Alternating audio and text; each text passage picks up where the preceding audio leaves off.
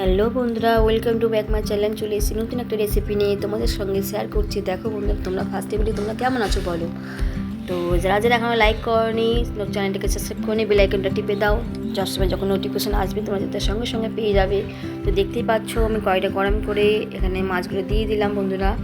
তো তোমরা কেমন আছো বলো। সামনেই পুজো, বিশাল ব্যাপার বলো। আর সত্যি কথা বলতে পুজো এখন হতে পারে সামনে, কিন্তু সবার প্রত্যেকটা মানুষের শরীর খারাপ জানো তো বন্ধুরা। প্রত্যেকটা মানুষ ভুগছে জ্বরে, মানে কি বলবো, জ্বরটা এত ছোঁয়াছই না, একজন হলে প্রত্যেকটা মানুষের হচ্ছে।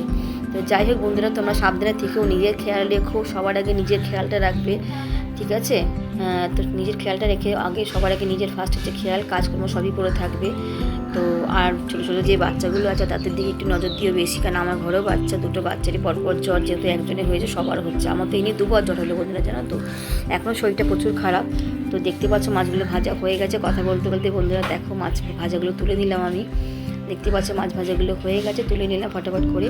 তো আজকের রেসিপিটা তোমাদের বলা হয়নি। তো আজকের রেসিপিটা হচ্ছে মেথি দিয়ে। দেখতে পাচ্ছ মেথি দিয়ে দিলাম ফোড়নটা আগে, একটু বেশি করে মেথিটা দেবে বন্ধুরা, কেন বলো তো, তাহলে গন্ধটা না খুব ভালো আসবে, কারণ এর মধ্যে কোনো বেশি মশলা পড়বে না। দেখো মেথিটা কিন্তু দিয়ে আমি তুলে দেবো, কেন অত মেথিতে দেওয়া যায় না, তিতো হয়ে যায়। তার জন্য মেথিটা খালি গন্ধ মানে সেন্টটা নেওয়ার জন্য আমি ফেলে দিচ্ছি, ঠিক আছে বন্ধুরা। তো দেখো মেথিটা ফোড়ন দেওয়ার পর আমি মাছটা দিয়ে আমি পেঁয়াজটা দিয়ে দিলাম। মাঝে মাঝে হচ্ছে পেঁয়াজটা, এটা হচ্ছে তোমার মেথি দিয়ে রুই মাছের ঝাল, ঠিক আছে বন্ধুরা। মানে রুই মাছ না, কাতলা মাছের ঝাল, এটা রুই মাছ না।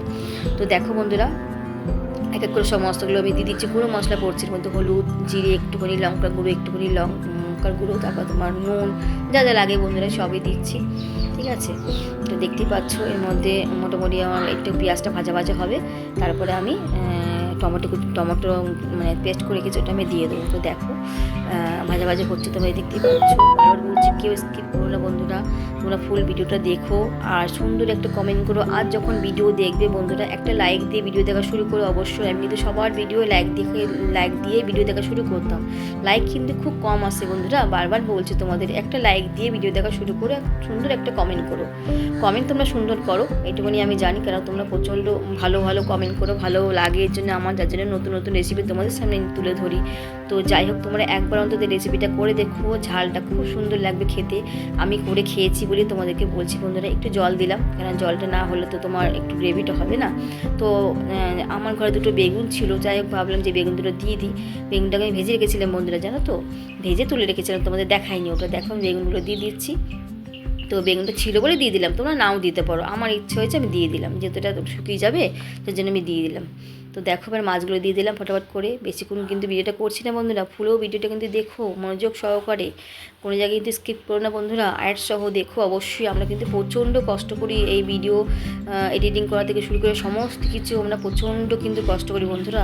একটুখানি কিন্তু সময়ের মধ্যে কিন্তু এই ভিডিওটা হয় না বন্ধুরা জানো তো। অনেক কষ্ট করে যখন করি, যখন দেখি তোমরা যে ভিডিওটা দেখো নি পুরোটা, তখন খুব মনে কষ্ট হয় জানো তো। যার জন্য বলছি তোমাদের পুরো ভিডিওটা দেখো প্লিজ বন্ধুরা, স্কিপ করো না।